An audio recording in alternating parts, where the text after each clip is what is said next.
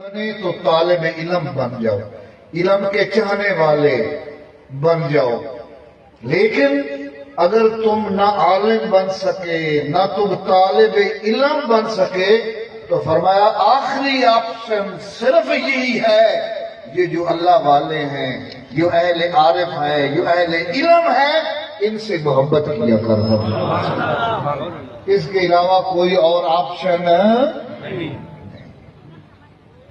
تو ہمارے پاس یہ آخری آپشن کہ ہم ان اللہ والوں سے اسی لیے محبت کرتے ہیں، ہمارے آقا نے ہمیں حکم دیا ہے، حدیث پاک ام الفقراء مفتاح الجنہ، فرمایا اللہ کے پیاروں کی محبت جنت کی کنجی ہے۔ سبحان اللہ۔ اطلب الرفیق ثم الطریق، یہ ہمارے رفیق ہیں، یہ ہمارے رہبر ہیں، رہنما ہیں،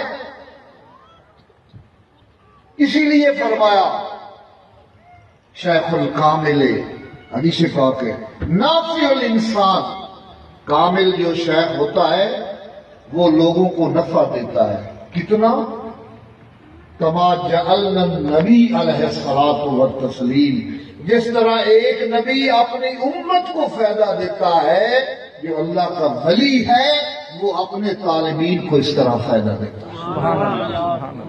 شیخ ناقص ہے، اور جو ناقص شیخ ہے گمراہ ہے، گمراہ کرنے والا ہے، وہ ایسے ہے جس سے شیطان مخلوق کو گمراہ کرتا ہے۔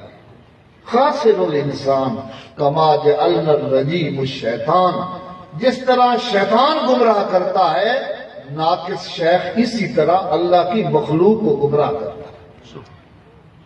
تو میرے عزیز دوستو،